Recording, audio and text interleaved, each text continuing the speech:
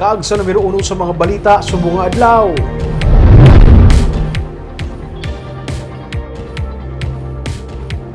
Dala naging pagbuhuan sa contractor ang ginpangtabunan sang balas. Ini kasunod sang reklamo sa mga motorista.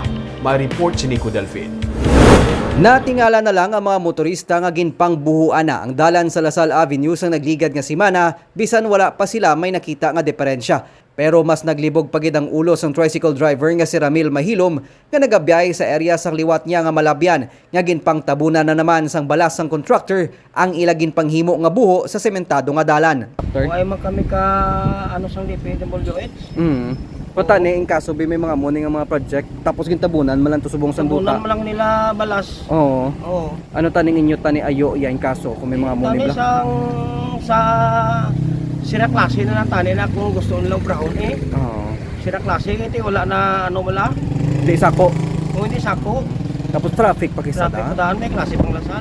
Ining isa sa mga rason kung nga nagpadala sang sulat si Mayor Albi Benitez sa DPWH nga nagapangayo sang pathag kung nga ginpangbuhuan na ang mga kayo nga dalan. Suno kay Councilor Pausi, Chairperson sa Committee on Public Works sang Konseho sang Bacolod, ang koordinasyon sa tunga sang DPWH sa mga contractor sini kag sa LGU sang Bacolod ang ginalauman nila agud matagaan man giya ang mga motorista kag makahanda ang syudad sa mangin epekto kung sugura na ang road project.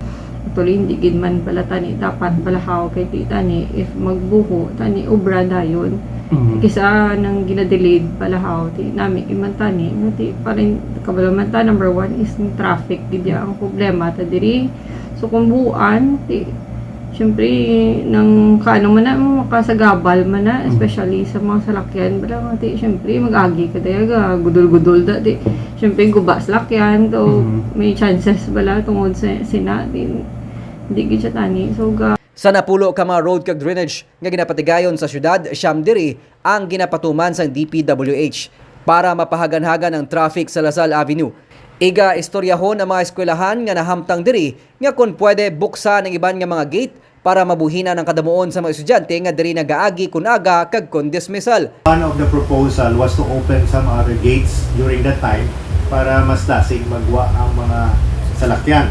In fact, there was a proposal for Sagesco to open ang likod, sa Lasal, mga iban nga gates para ang estudyante hindi lang isa ka area magwa, no, mapati mabutaman sa iban nga mga gates nila to decongest ang isa ka area.